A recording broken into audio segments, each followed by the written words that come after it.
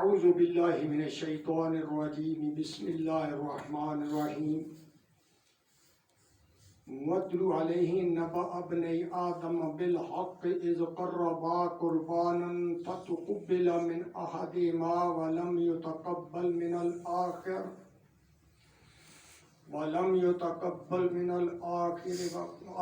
الْآخَرِ قَالَ لَأَقْتُلَنَّكَ قال انما يتقبل الله من المتقين لئن بسطت الي يدك لتقتلني ما انا بباسط يدي اليك لاقتلك اني اخاف الله رب العالمين صدق الله العظيم اللهم صل على سيدنا محمد وعلى آل سيدنا محمد وبارك وسلم وصل عليه. مجھے بلایا گیا تھا کہ آپ ختم قرآن کے اوپر تقریر کریں گے. اب تقریر کا کیا وقت رہ گیا کہ 12:30 ہو گئے، تو میں کیسی تقریر کروں گا کیا آپ لوگوں کو بتاؤں. جو چند منٹ میرے پاس ہیں اصل میں تجربے سے سارے کام ہوتے ہیں، کرتے رہیں تو تجربہ بھی ہوتا ہے. آج ہمیں 1 پارہ نہیں بچانا چاہیے تھا بلکہ ہمیں 1 پاؤ یا آدھا پارہ بچانا چاہیے تھا تاکہ یہ سارے کام ہم آسانی سے کر سکیں. ابھی تو ہمیں آنے کے لیے مشکل ہے، پیٹرول اتنا مہنگا ہے کہ ہم گاڑی لے کر رہے ہیں. غلط ہے. ہم کسی سے پیسے تو نہیں لیتے کہ پیٹرول ڈال دو یا واپسی پر میری جیب میں پیسے ڈال دو پیٹرول کے. تو کسی کو بلانا ہے تو پھر اس کو وقت بھی دینا چاہیے، اس کو ٹائم دینا چاہیے، ترتیب کرنی چاہیے. مجھے جب آرڈر انہوں نے دیا تھا تو میں نے اپنے ذہن میں پروگرام کافی بڑا بنایا تھا کہ جا رہا ہوں تو کچھ بات ایک آدھی تو سمجھا کر آئیں. لہٰذا میں آج آپ حضرات کے سامنے ایک بات رکھنا چاہتا ہوں، اسی کو پلے باندھ لیں، انشاءاللہ باقی زندگی بڑی آسانی سے گزرے گی. وہ بات یہ ہے کہ حضرت آدم علیہ السلام کے بارے میں افتخار صاحب نے بھی آپ کو بتایا کہ زمین کتنا عرصہ لگا اور کیا ہوا.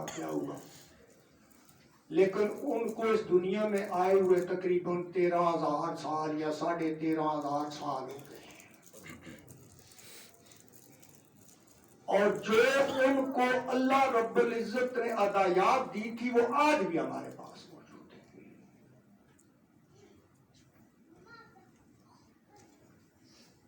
پہلی بات یہ ہے کہ جان لیں کہ اللہ نے ہمیں جنت کے اندر چھوڑا تھا، یہاں کھاؤ پیو مزے کرو. ایک ٹیسٹ پیریڈ تھا جو اس انسانیت سے لینا تھا. ساتھ ہی شیطان بتا دیا کہ یہ تمہارا دشمن ہے، بس اس سے بچ کر رہنا. اور شیطان کو باہر بھیج دیا اور شیطان اندر چلا گیا. جیسے افتخار صاحب کہہ رہے تھے کہ ہمیں تو یہ چیزیں نہیں بتائی جاتی کہ یہ کیا معاملہ اصل میں ہمارے لیے کیا اس کے اندر سبق ہے. ہم تو اس کے پیچھے لگ گئے کہ شیطان جنت کے اندر گیا کیسے ہے. کسی نے لکھا ہے دیوار چھلانگی ہے، کسی نے کہا ہے کہ نالی سے اندر گیا ہے. جب جنت سے شیطان کو باہر نکال دیا، آدم علیہ السلام کو اندر جنت کے اندر رہائش دے دی، تو اللہ رب العزت نے فرمایا کہ میں تمہارے ساتھ رہوں گا، لیکن جب تک میری بات مانو گے. اس شیطان کی بات نہیں ماننی ہے. یہ تمہارا عدو ہے اور ایسا دشمن عدو ہے کہ مبین عدو ہے. لیکن میں نے جیسے عرض کیا کہ آدم علیہ السلام کے ساتھ ہمارے لیے سبق شروع ہو گیا. صرف اللہ نے ایک بات کہی تھی کہ وَلَا تَقْرَبَا هَٰذِهِ الشَّجَرَةَ،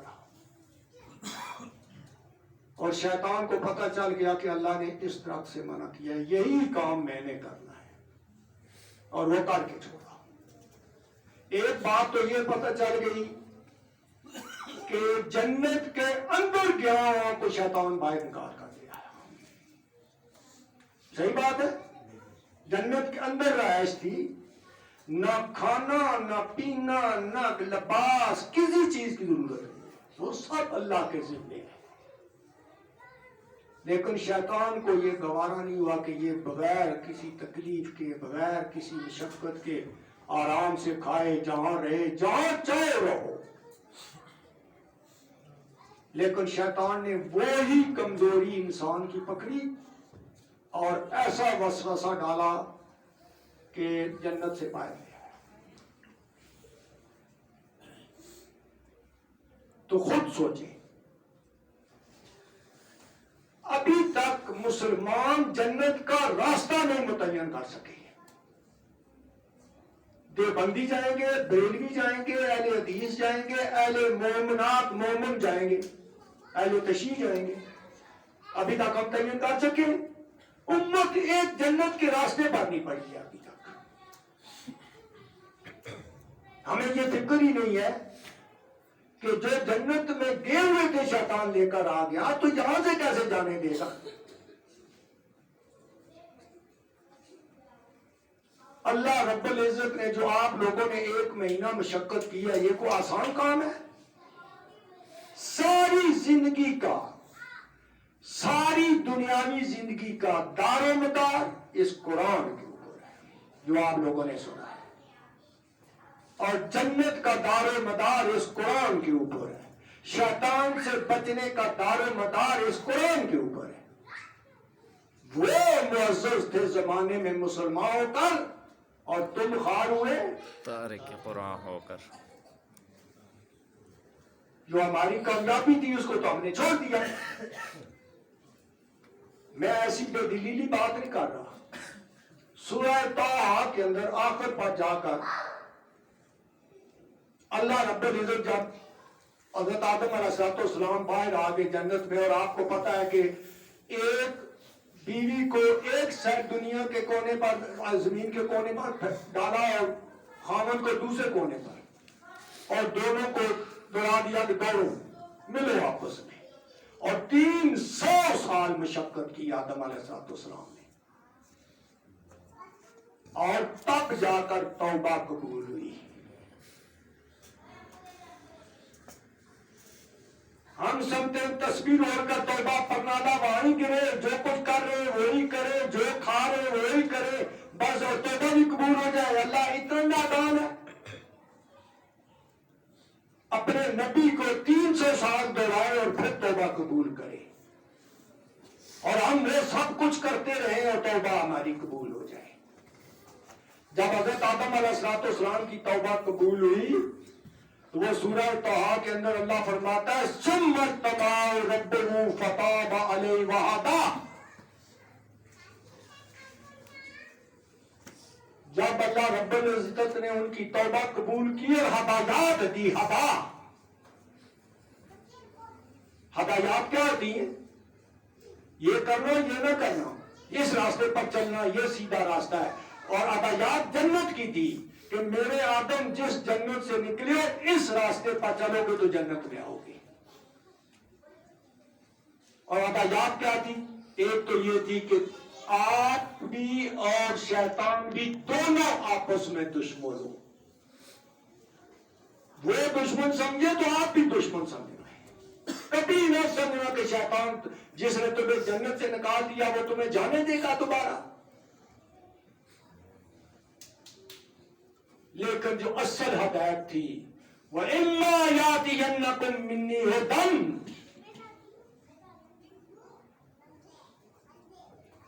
میرے آدم سن لو، جب کبھی بھی کسی وقت بھی میری طرف سے ہدایت آئے، ہدن آئے، عام ہدایت آئے، فَمَن تَبِعَ هُدَايَ، تو جو اس ہدایت کی اتباع کرے گا، پیچھے پیچھے چلنا شروع ہو جائے گا، اس کو پھر کوئی خطرہ نہیں ہے۔ فَلَا يَضِلُّ وَلَا يَشْقَىٰ، اس کا دنیا کا معاملہ بھی میں حل کر دوں گا اور آخرت کا معاملہ بھی میں حل کر دوں گا۔ فَلَا يَضِلُّ، ترجمے والے جانتے ہیں کہ وہ کبھی گمراہ نہیں ہوگا۔ یا دال سلیم سے دل لیا ہے نا تو وہ کبھی گمراہ نہیں ہوگا. تو گمراہ نہیں ہوگا تو دوسرا راستہ کون سا ہے؟ ایک راستہ گمراہی کا ہے اور دوسرا راستہ ہدایت کا. صراط مستقیم کا ہے. اور صراط مستقیم کہاں جاتی ہے؟ اس کا آخرت کا معاملہ حل ہو گیا. لیکن یہ لیکن بہت بڑی لیکن ہے، چھوٹی نہیں ہے. اس وقت ہدایت کس کے پاس ہے؟ اللہ کی آئی ہوئی ہدایت اس وقت کس کے پاس ہے؟ بولو نا. اس وقت اللہ کی آئی ہوئی ہدایت یہ ہے کہ اس کے پاس اس کے سوا کوئی اور ہے؟ یہی ہے نا. تو جو قرآن کے پیچھے لگے گا وہ کبھی گمراہ نہیں ہوگا. فلا یضل. نمبر 2 دنیا کا مسئلہ ہم حل کریں گے. ولا یشقا. اس کو کبھی دنیا میں مشقت نہیں آئے. یہ ہمارے ذمہ ہے، لیکن شرط یہ ہے کہ قرآن کے پیچھے چلے گا. لیکن ساتھ ہی دھمکی دیکھ لو، اس قرآن کو انڈر لائن کر لو اپنے ماتھے کے اندر. شرط قرآن ہے. لیکن وہ من اعرض عن ذکری. 2 علماء بیٹھے ہوئے، ایک تو میرے عاشق آئے ہوئے ہیں پچھلے سال یہ تورات ترجمہ قرآن. انہوں نے مجھے کہا کہ میں تو ایک آدمی کو ڈراپ کرنے آیا، خود ڈراپ ہو گیا. آپ کی آواز پہنچی باہر تو میں ڈراپ ہو گیا. پھر یہ ترجمہ سنتے رہے. پچھلے سال میں نے یہاں ترجمہ بیان کیا. تو یہ قرآن کریم کی آیت ہے نا کہ وَمَنْ أَعْرَضَ عَنْ ذِكْرِي. تو جو منہ پھیرے گا، اعراض کرے گا، سنی سنائی کرے گا، مولوی بانے رہنے جو کچھ کرنے رہنے مولوی. یہ اعراض ہے. مولوی کوئی اپنے پاس سے نہیں بولتا، اس قرآن کی اور صاحب قرآن کی لغت بولتا ہے. جو میری اس نصیحت سے اعراض کرے گا فَإِنَّ لَهُ مَعِيشَةً ضَنْكًا. آج پاکستان کا سب سے بڑا مسئلہ کیا بنا ہوا ہے؟ معیشت. امریکہ ٹھیک کر دے گا، IMF ٹھیک کر دے گا، ایشیائی بینک کر دے گا، یہ کا یہی ہے نا. کبھی کسی نے بتایا شہباز شریف کو کہ تو قرآن سے سائر کر کے چل رہا ہے تو کیسے اللہ تمہیں تیری معیشت سیدھی ہونے دے؟ فَإِنَّ لَهُ مَعِيشَةً ضَنْكًا. حضور صلی اللہ علیہ وسلم اس طرح انگلیاں ڈالی، فرمایا کہ میں اس کی معیشت تنگ کر دوں گا. ان کے بینک بڑے ہوئے ہوں گے، پیٹ بڑے ہوئے ہوں گے، لیکن بھوکے کے بھوکے ہی رہیں گے. ذرا سا گلیمے کو اوپر سے چھاوڑا اٹھاتے اس طرح پڑتے جیسے کبھی پلاؤ کھایا ہی نہیں ہے یا نہیں؟ کبھی گلیمے پر دیکھا جیسے کبھی مرغا کھایا ہی نہیں ہے. اور بڑے بڑے بوڑھوں کو تو قریب ہی نہیں جانے دیتے. ادھر پھینکتے، پھر پلیٹیں باندھ لیتے ہیں. ایک ٹانگ کھائیں گے اور باقی ساتھ کوئی ادھر پھینک کوئی ادھر پھینک، کیونکہ وہ بھوکے کے بھوکے، ان کی معیشت تنگ ہے. تو پتہ چلا کہ یہ شرط کیا لگی؟ میرا قرآن سے جو منہ پھیر کر چلے گا میں اس کا پیٹ تو بڑا ہوگا، دل کبھی نہیں بھروں گا. بینک بڑے ہوں گے، دل نہیں بھرا ہوگا. بھوکے کا بھوکا ہی رہے گا، کہے گا اور آئے اور آئے اور آئے. اور فَإِنَّ لَهُ مَعِيشَةً ضَنْكًا وَنَحْشُرُهُ يَوْمَ الْقِيَامَةِ أَعْمَىٰ. اس کو قیامت والے دن میں اندھا کھڑا کروں گا. اُمْیٌ سے اعمیٰ. سب سے زیادہ اندھا وہ ہوگا. یہ سپرلیٹو ڈگری ہے. اور یہاں تک نہیں، قَالَ آگے سے وہ بندہ کہے گا یا رب لما اشرتنی اعمیٰ وقد کنت بصیرا. جبکہ دنیا میں تو میری 6x6 نظر تھی، اب میں کیوں اندھا ہوں؟ قال رب فرمائے گا تیرے پاس میرا قرآن گیا تھا تو تو نے آنکھیں بند کی ہوئی تھی، تو آج ہم نے بند کی بندی آپ کو یہاں لے آئے. تو جان لو کہ ہمارا آدم علیہ السلام کو جو پہلی وصیت کی وہ یہ کہ میری ہدایت کے پیچھے جو چلے گا، جہاں سے آپ جا رہے ہو وہاں واپس بھی آ جاؤ گے۔ دنیا میں تمہیں لوگ کہیں گے کوئی لیبیا اس کو دیتا ہے، کوئی ہندوستان دیتا ہے، یہ مدد آتی ہے، باہر سے آتے ہیں، یہ فلاں ہے، مولوی بک جاتا ہے، یہ کرتا ہے، یہ سب کہیں گے، لیکن تیرا اندر سے پیٹ میں کچھ نہیں ہے، دل بھرا ہوگا۔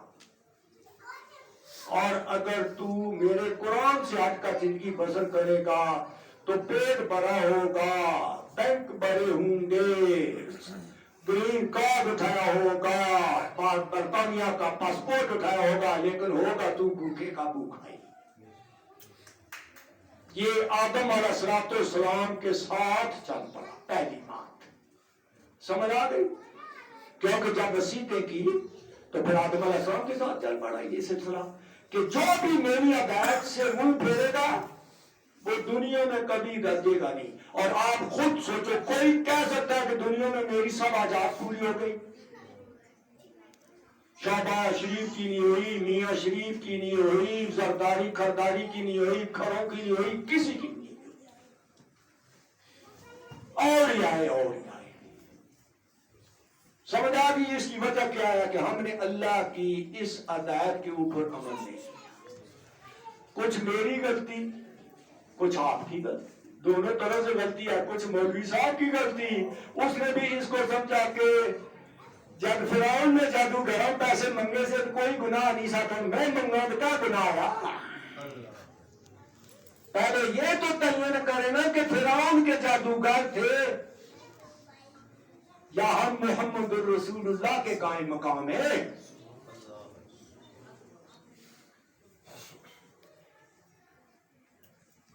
محمد الرسول اللہ تو اپنے گھر کے اندر کئی دن چولہا نہیں جلا تو کوئی کسی کے سامنے شکایت نہیں کی۔ ایک دن حضرت ابوبکر صدیق رضی اللہ تعالیٰ عنہ گلی میں گھوم رہے تھے تو تھوڑی دیر کے بعد حضرت عمر رضی اللہ تعالیٰ عنہ تشریف لے آئے۔ رات کا ٹائم ہے تو پوچھا، عمر اس وقت کہاں آئے ہو، کدھر پھر رہے ہو؟ کہا بتانے والی بات نہیں ہے۔ کیا بات ہے ایسی میرے سے چھپاتے ہو، بتاؤ۔